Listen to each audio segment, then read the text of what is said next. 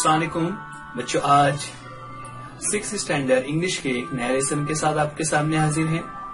यह वीडियो मुंबई महानगर पालिका के वर्चुअल क्लास की तरफ से पेश किया जा रहा है। मैं Ansari Rashid Akhtar 6th standard English के एक नए लेसन के साथ। चलिए शुरू करते हैं आज का हमारा लेसन।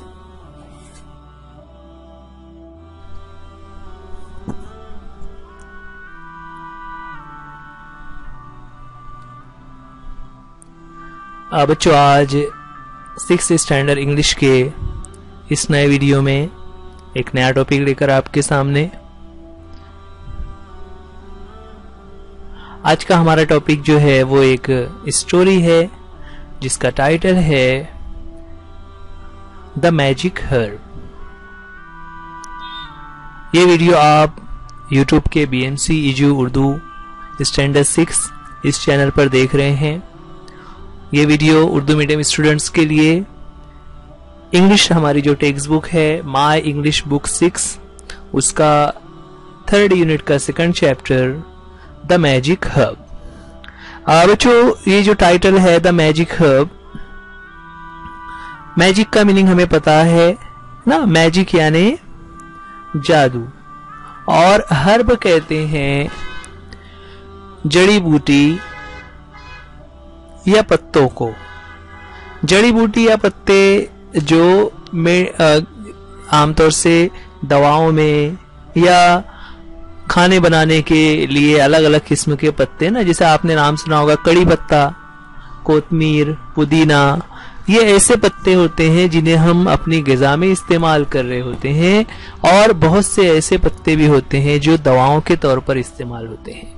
यहाँ पर इस तरह के तमाम पत्तों को हर्ब कहा जाता है। ऐसे ही एक हर्ब को यूज करते हुए यहाँ पर एक स्टोरी है जो आज हम पढ़ने जा रहे हैं। इस स्टोरी में कई सारे नए वर्ड्स आ रहे होंगे और एक खास जो हमें सबक मिल रहा है, जो मॉरल हमें लास्ट में मिलता है, वो बहुत अहम है। तो चलिए शुरुआत करते हैं हमारी स्टोरी की। जैसा कि पिक्चर में नजर आ रहा है, ये एक नाइट सीन है। तो स्टोरी है 3.2 the magic herb. Knock knock knock, ये क्या है एक्चुअल में? नॉक नॉक नॉक ये कोई वर्ड्स नहीं है, बल्कि जब हम किसी दरवाजे पर दस्तक देते हैं तो उस दस्तक देने के अमल को जाहिर करने के लिए नॉक नॉक नॉक ये वर्ड्स यूज किए जाते हैं।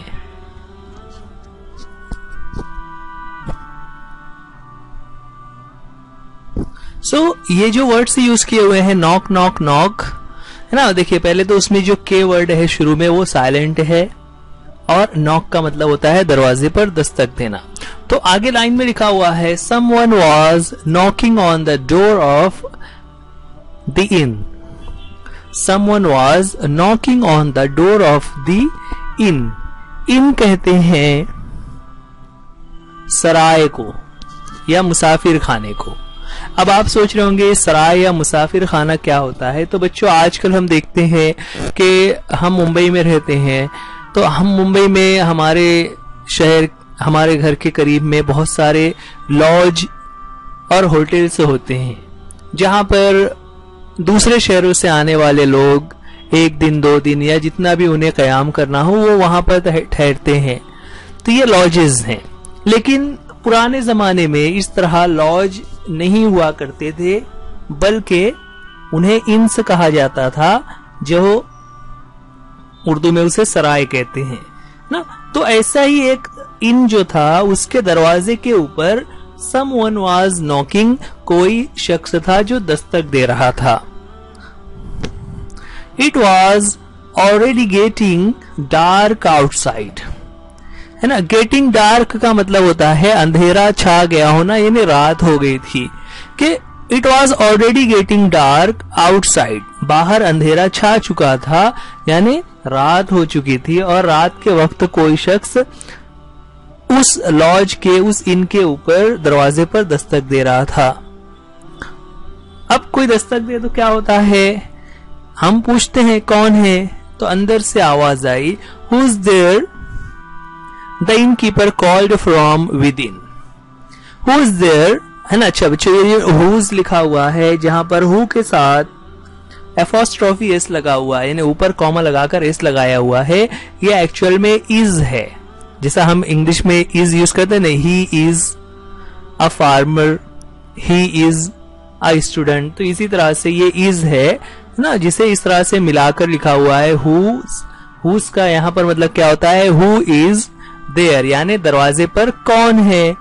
The innkeeper called from within, जो इनकीपर था यानी उस इन यानी जो सराय है, जो लॉज है, उसका जो देखभाल करने वाला था या जो उसका मालिक था, उसने फ्रॉम विद इन, अंदर से ही उसने आवाज लगाई और पूछा कि कौन है, यानी दरवाजे पर कौन है जो दस्तक दे रहा है। तो जो शख्स दस्तक दे रहा था उसने कहा, I am a poor tired merchant, I want to spend the night at the inn. क्या कहा उसने, I am a poor tired merchant, मैं एक मर्चेंट हूं। मर्चेंट यानी ताजिर, है ना। ताजिर यानी क्या, the person who sells goods from one place to another ना। ताजिर क्या होता है, जो एक जगह से दूसरी जगह सामान फरोख्त कर रहा होता है, वो ताजिर कहलाता है। ये जो मर्चेंट था वो कह रहा था, I am a poor tired merchant, मैं एक गरीब और टायर्ड हूं, थका हुआ हूं। I want to spend the night at the inn, और मैं रात में यहां पर रुकना चाहता हूं। टू स्पेंड का मतलब होता है गुजारना, वक्त गुजारना। I want to spend the night, मैं रात यहां गुजारना चाहता हूं, एट द इन, इस लॉज में, इस होटल में। सेड द मैन आउटसाइड, उस आदमी ने बाहर से ये कहा, है ना। देखिए, अब जो इनकीपर है यानी जो सराय का मालिक है, उसने दरवाजा खोले बगैर ही इतनी बात उससे कर ली। तो उसने बताया कि मैं एक ताजिर हूं, मैं एक मर्चेंट हूं।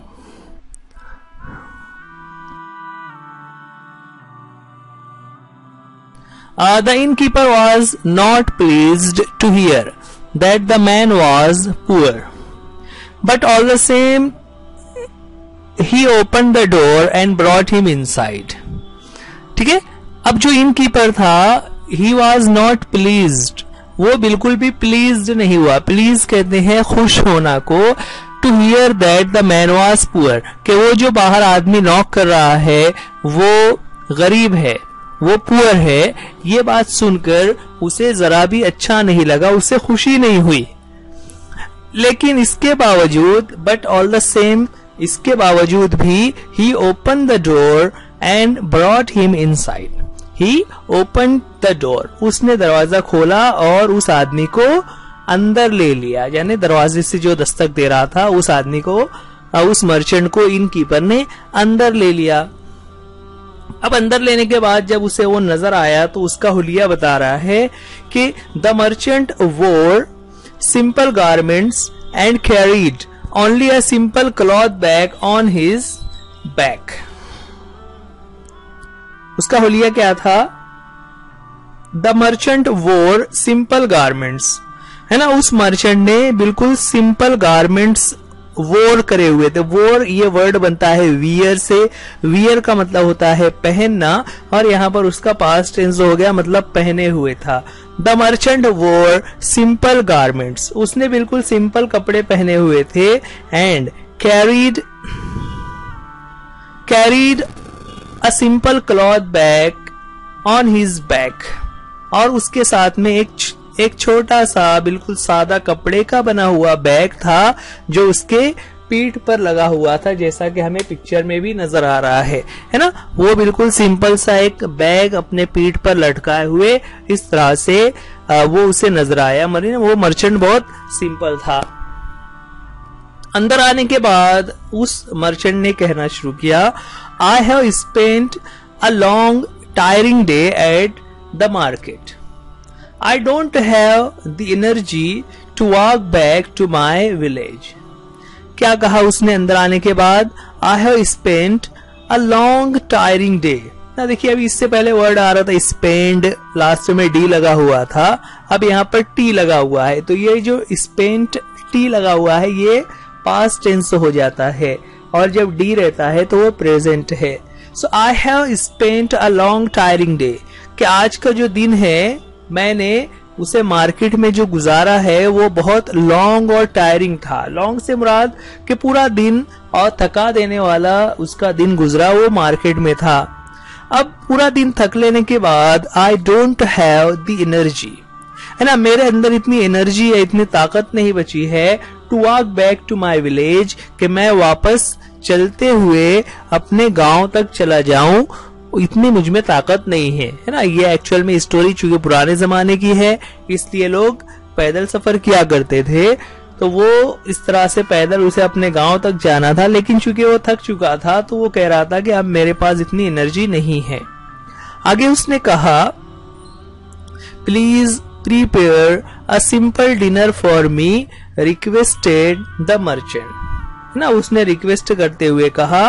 रिक्वेस्ट है ये कैसे समझ में आ रहा है कि उसमें वर्ड प्लीज यूज किया हुआ है। जब हम किसी को कोई काम करने के लिए कहते हैं और उसके साथ हम प्लीज का वर्ड लगा देते हैं तो वो रिक्वेस्ट बन जाता है। तो उसने कहा please prepare a simple dinner for me, कि मेरे लिए डिनर करने के लिए एक सादा सा कोई खाना बना दो। यानी उसने कोई बहुत हाई फाई खाने का ऑर्डर नहीं दिया, बल्कि मुझे सादा सा कुछ भी खाना चाहिए, मुझे भूख लगी है। आगे है the innkeeper just nodded and went back to the kitchen. वो जो इनकीपर था ही नॉडेड, नॉड कहते हैं सर हिलाकर हाँ कहने को, है ना। देखिए हम जब किसी को हाँ कहना हो इशारे से तो हम सर को आगे पीछे हिलाते हैं, और जब ना कहना हो तो हम दाएं बाएं हिलाते हैं। तो इस तरह जब हम सर को हाँ कहने के लिए सर हिला रहे हैं तो इस एक्शन को नॉड कहा जाता है। उसने भी नॉडिंग की, है ना, कुछ मुंह से कहा नहीं, उसने कहा सर हिलाकर यस कहा और फिर वापस किचन में चला गया। He went back to the kitchen, वो अंदर किचन में चला गया। अब किचन में जाने के बाद उसने वहां कुछ कहा। अब what's the point in serving such beggarly customers? He calls himself a merchant, but look at his clothes, है ना। उसने क्या कहा अंदर जाने के बाद कि what's the point in serving such beggarly customers, कि ऐसे बेगरली कस्टमर को सर्व करने का, उसकी खिदमत करने का क्या मकसद हुआ, क्या फायदा हुआ। बेगरली, बेगरली कहते हैं फकीरों की तरह नजर आने वाला, क्योंकि वो एक गरीब मर्चेंट था, इसलिए उसके पास ना तो बहुत सारा सामान था, ना सवारी थी, और ना ही उसने बहुत अच्छे कपड़े पहन रखे थे। इस वजह से वो ऐसा कह रहा है। आगे उसने और क्या कहा, he calls himself a merchant, वो अपने आप को मर्चेंट कहता है। But look at his clothes, उसके कपड़े तो देखो, यानी वो कहीं से मर्चेंट नजर आता है क्या, नहीं। लुक एट हिज बैग, उसके बैग को देखो। His shoes are all worn out, उसके जूते वॉर्न आउट है। वॉर्न आउट का मतलब होता है फटे हुए हैं, यानी जो चीज हम बहुत ज्यादा यूज कर लेते हैं, कपड़े जूते वगैरह, तो वो फिर फटना शुरू हो जाते हैं, तो उसे कहा जाता है worn out.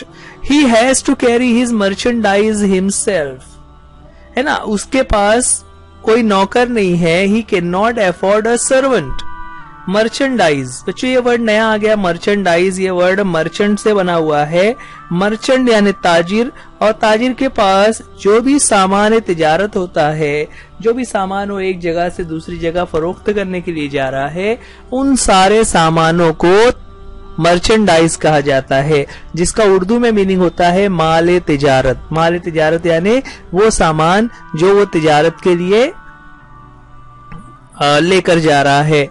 He cannot afford even a good meal, है ना, चूंकि उसने एक सिंपल सा खाना तैयार करने के लिए कहा था, तो उस पर इनकीपर क्या कह रहा है, कैन नॉट इवन अफोर्ड, है ना। अफोर्ड का मतलब क्या होता है, अफोर्ड यानी किसी चीज का खर्च बर्दाश्त कर पाना, यानी इतना पैसा या इतनी पावर होना कि आप उस चीज को अफोर्ड कर सके, उस चीज को ले सके। So he began to complain to his wife, उसने अपनी वाइफ के सामने ये तमाम शिकायत की। देखिए क्या शिकायत की। पहले उसने कहा कि अरे ये कैसा मर्चेंट है, उसके कपड़े तो देखो, उसका बैग तो देखो, उसके जूते फटे हुए हैं, वो अपना मर्चेंडाइज खुद ही कैरी कर रहा है, वो सर्वेंट को भी अफोर्ड नहीं कर सकता, और खाना भी उसने सिंपल खाना कहा है, मतलब कोई अच्छा खाना भी वो अफोर्ड नहीं कर सकता।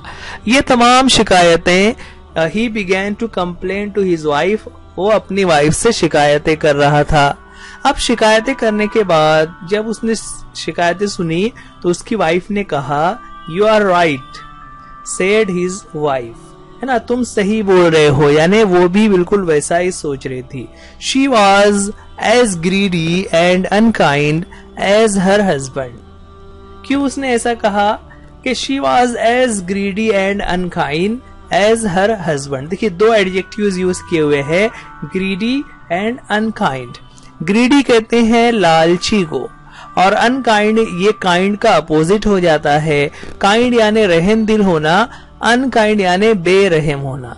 तो शी वॉज एज ग्रीडी, वो इतनी ज्यादा लालची, एंड अनकाइंड बेरहम थी जैसे उसका हस्बैंड, है ना। ये एज और एज लगाकर जब कोई एडजेक्टिव यूज किया जाता है तो मतलब वो भी उसी तरह से उतना ही लालची और उतना ही बेरहम थी ना। यानी जो हस्बैंड और वाइफ दोनों ही बहुत ज्यादा लालची और बेरहम थे।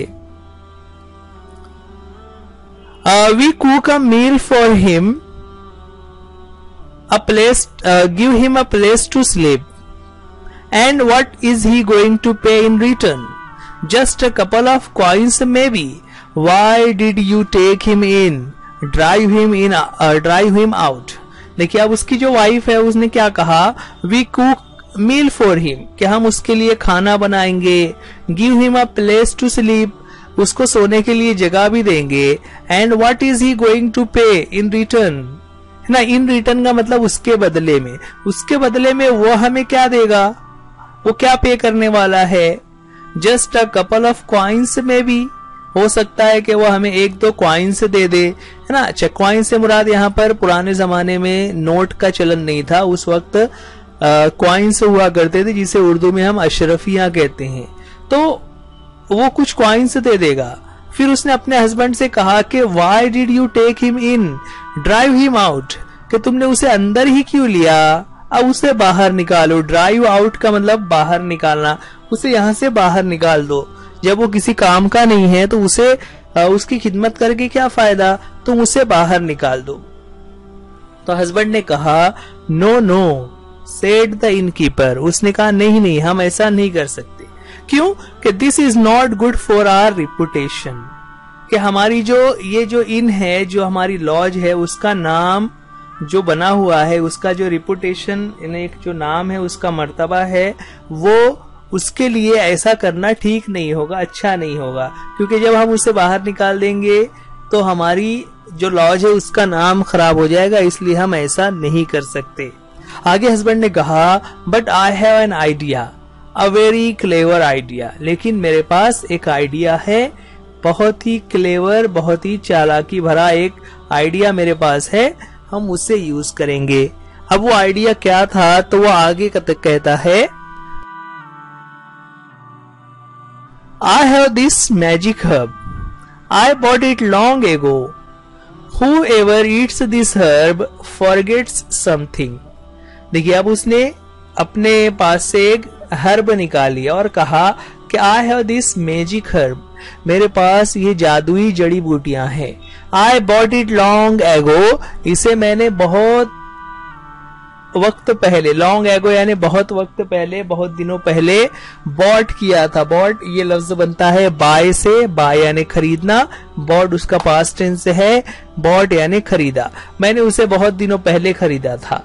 और उसकी खास बात क्या है उस हर्ब की, कि whoever eats this herb, जो भी शख्स इस हर्ब को खाएगा, forgets something, वो कुछ न कुछ भूल जाता है ना। यानी जो शख्स इसे खाता है, उसको इस्तेमाल करेगा, वो भूल जाएगा। We will cook a good meal for this fellow and add the magic herb to it, कि हम आगे उसने और क्या बताया कि हम उस आदमी के लिए फेलो मतलब साथी, यहाँ पर मुराद वो जो मर्चेंट है, क्या उस मर्चेंट के लिए हम लोग अच्छा सा खाना कुक करते हैं, एक अच्छा सा खाना तैयार करते हैं, and add the magic herb to it, और उसमें हम मैजिक हर्ब को मिला देते हैं, then he is sure to forget some of his merchandise here tomorrow.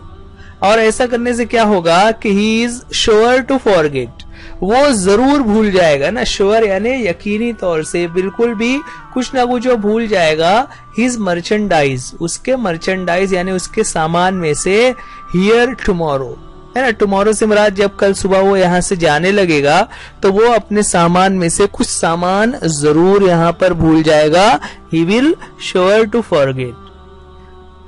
अब उसकी ये तरकीब सुनकर वाइफ ने कहा कि how clever you are, exclaimed the wife, है ना, उसकी वाइफ ने एक्सक्लेम किया मतलब एक हैरत और ताज्जुब के साथ कहा कि तुम कितने चालाक हो, हाउ क्लेवर यू आर। देखिए यहाँ पर ये हाउ क्लेवर यू आर ये एक्सक्लेमेटरी सेंटेंस है जो हैरत को जाहिर कराए कि तुम कितने चालाक आदमी हो। और इतना कहने के बाद उस इनकीपर ने कहा कि yes, what else can he forget, he has just his merchandise with him, maybe he will forget all of it and leave it behind, it will surely be ours tomorrow, है ना। क्या कहा आगे उसने कि what else can he forget, और क्या वो और क्या भूल सकता है। क्यों ऐसा कह रहे हैं, क्योंकि उसके पास सिर्फ क्या है, he has just his merchandise with him, सिर्फ उसके पास वो मर्चेंडाइज वाला जो कपड़े का बैग है सिर्फ वही है।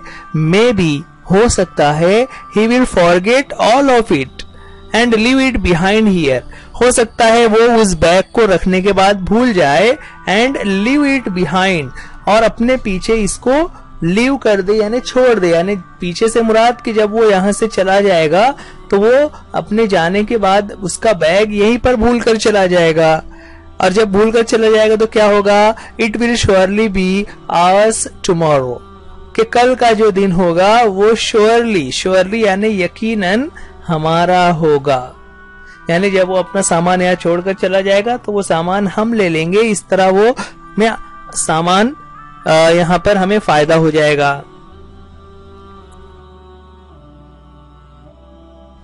So that's what the greedy couple did, इस तरह वो जो लालची कपल है यानी दोनों हस्बैंड वाइफ ने मिलकर वैसा ही किया।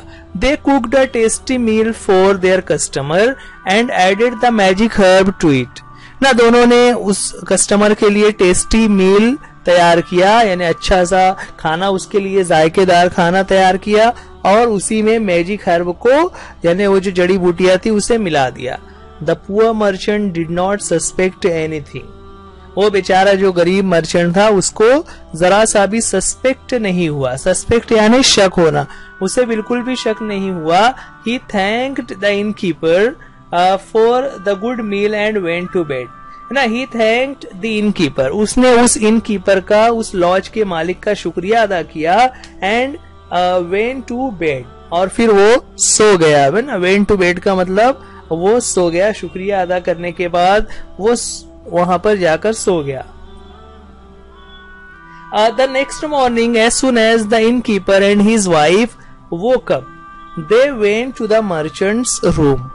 अगली सुबह, the next morning, as soon as the innkeeper and his wife woke up, as soon as, बच्चों देखिए जो as soon as ये यूज किया हुआ है, ये तीनों वर्ड्स साथ में यूज किए जाते हैं, जिसका मतलब होता है जैसे ही, है ना। जैसे ही वो इनकीपर और उसकी वाइफ वो कब सोकर उठे, जैसे ही दोनों सोकर उठे, they went to the merchant's room, वो दोनों फौरन ही मर्चेंट के रूम में गए जहां पर मर्चेंट सोया हुआ था।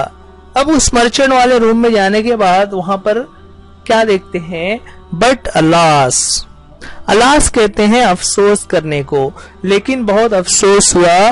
The merchant was not there, the room was empty, merchant वहां पर नहीं था और रूम एम्प्टी था, एम्प्टी यानी खाली।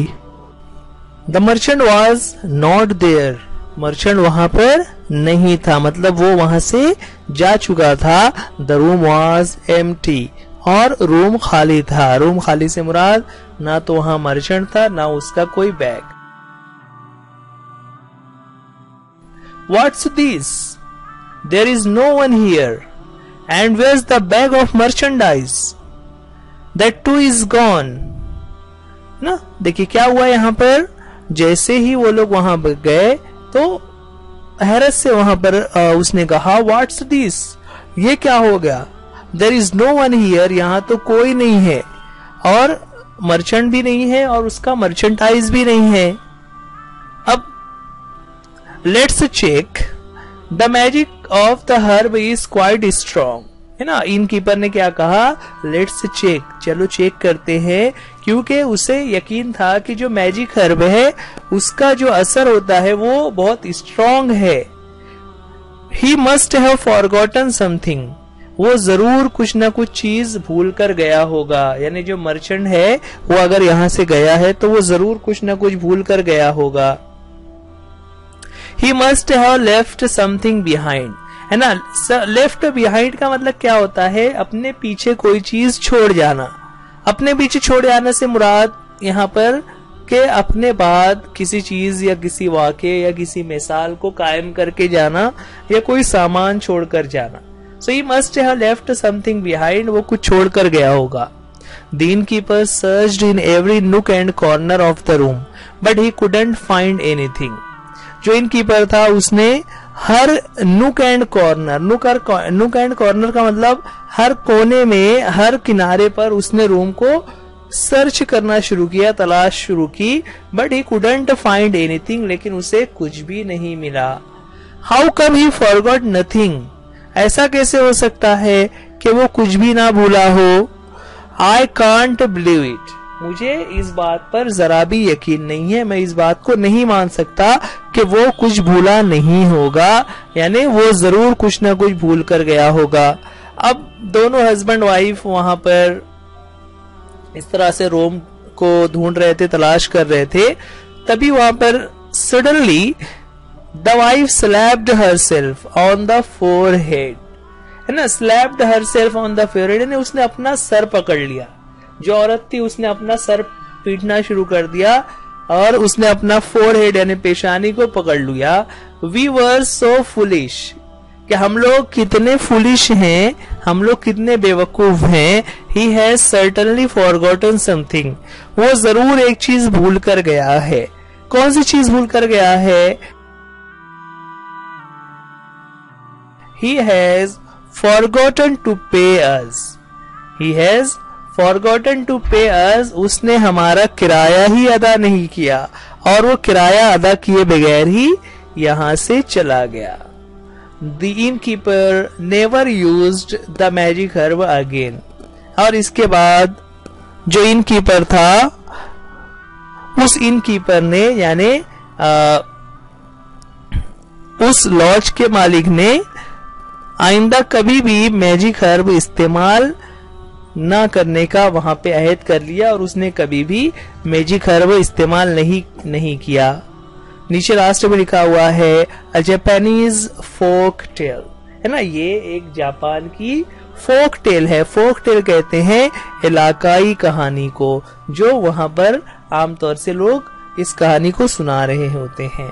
तो बच्चों ये थी हमारी स्टोरी, जिसमें हम देख रहे हैं कि किस तरह वो दोनों हस्बैंड एंड वाइफ जो थे बहुत ज्यादा ग्रीडी थे, लालची थे, और जो मर्चेंट था, जो पुअर और टायर्ड सिंपल दिखने वाला मर्चेंट था, वो लोग उसे बेवकूफ बनाकर उसके सामान को हड़प करना चाह रहे थे, लेकिन उनकी ये तरकीब फेल हो गई और दोनों के हाथ में नाकामी आई, और बल्कि उल्टा वो मर्चेंट जो था किराया दिया बगैर ही चला गया। अब स्टोरी के बाद कुछ एक्टिविटीज हैं, उसमें से एक एक्टिविटी हम यहाँ पर ले रहे हैं। टॉपिक दिया हुआ है द के इज साइलेंट इन नॉक, ना। जो वर्ड नॉक है उसमें के लेटर जो शुरू में लिखा हुआ है वो साइलेंट होता है, उसको प्रोनाउंस नहीं किया जाता। Write two other words with a silent K, क्या आप ऐसे कोई दो और वर्ड्स बता सकते हो जिसमें के का यूज किया हुआ है लेकिन वो साइलेंट है? सोचिए जरा कौन से ऐसे वर्ड्स हैं जिसमें के तो आता है लेकिन वो साइलेंट होता है। जैसे यहाँ पर नॉक हमने देखा जिसमें के शुरू में लिखा हुआ है लेकिन वो साइलेंट है। कौन से वर्ड्स हो सकते हैं? चलिए हम आपके सामने जवाब बता देते हैं। उसमें पहला वर्ड है KNOW, नो, है ना। इसमें के साइलेंट होता है, इसे नो पढ़ते हैं। इसी तरह नेक्स्ट वर्ड है नाइफ, जो कि स्पेलिंग है KNIFE, लेकिन उसमें भी के साइलेंट होता है। नाइफ, नाइफ यानी छुरी या चाकू। ओके, इस तरह से ये दो ऐसे वर्ड्स हैं जिसमें के तो है लेकिन दोनों ही जगहों पर के साइलेंट है। दोनों वर्ड्स में के को प्रोनाउंस नहीं किया जाता। अब यहाँ पर कुछ वर्ड्स दिए हुए हैं जिसके बारे में कहा हुआ है underline the silent letter in the following words. इन वर्ड्स में एक एक लेटर जो है साइलेंट है, उस साइलेंट लेटर को अंडरलाइन करना है। चलिए देखते हैं। यहाँ पर पहला वर्ड हमारे सामने है राइट, WRITE, राइट। इस वर्ड में कौन सा लेटर साइलेंट है? तो जब आप प्रोनाउंस करते हैं तो शुरू में जो W आ रहा है, हम W की आवाज नहीं निकाल रहे हैं बल्कि डायरेक्टली रो से प्रोनाउंस कर रहे हैं। तो इस तरह हो जाता है राइट, WRITE, राइट। उसका नेक्स्ट वर्ड है राइट, इसे भी वैसे ही पढ़ा जाता है लेकिन इसमें W नहीं है। तो इसमें कौन से लेटर साइलेंट हैं? इसमें साइलेंट है G एंड H, यानी G और H की साउंड यहाँ पर नहीं निकल रही है बल्कि उसे राइट पढ़ा जा रहा है। Now the next word is wrist. Wrist में पहला जो W है वो साइलेंट होता है, उसे R से रीड किया जाता है, रिस्ट। इसी तरह नेक्स्ट है पाम। पाम जैसा कि हमें सुनने पर ही समझ आ रहा है, उसमें जो L लिखा हुआ है उस L की आवाज यानी पाल्म इस तरह से नहीं पढ़ते बल्कि उसे पाम पढ़ते हैं और L जो लेटर है वो यहाँ पर साइलेंट होता है। इसी तरह नेक्स्ट वर्ड है स्कूल। स्कूल में ये CH लिखा हुआ है। आमतौर से जब C और H साथ में यूज किए जाते हैं तो उनकी आवाज चो हो जाती है ना, जैसे चेंज, राइट। लेकिन यहाँ पर जो स्कूल है उसमें C की आवाज को की रहेगी। इस तरह हम कह सकते हैं कि स्कूल में जो लेटर H है वो साइलेंट लेटर है। सीजर्स, सीजर्स में S के बाद जो C लिखा हुआ है वो साइलेंट लेटर है। उसका नेक्स्ट वर्ड है पिक्चर। पिक्चर में T जो है वो साइलेंट रहेगा।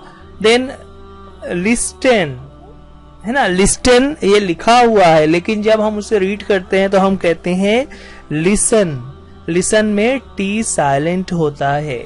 और लास्ट वर्ड है हावर लिखा हुआ है लेकिन उसमें जो H है वो साइलेंट होता है, इसलिए H की बिल्कुल भी आवाज नहीं आएगी और उसे हम पढ़ेंगे आवर।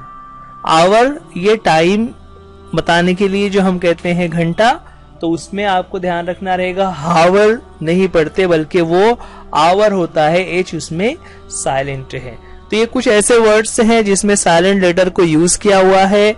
आपको इन्हें याद रखना रहेगा। किस तरह से हमने उसे आइडेंटिफाई किया, आपको एग्जाम में भी इस पर क्वेश्चंस आ सकते हैं। बच्चों ये वीडियो बृहन मुंबई महानगर पालिका MCGM की तरफ से BMC EJU उर्दू स्टैंडर्ड 6 इस चैनल पर आपके सामने पेश किया जा रहा है।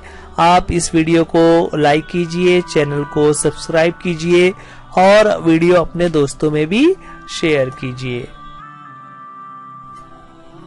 बच्चों आज के लिए इस वीडियो में इतना ही। उम्मीद करते हैं ये लेसन आपको समझ आ गया होगा। वीडियो देखने के लिए थैंक यू। अल्लाह हाफिज, गुड बाय।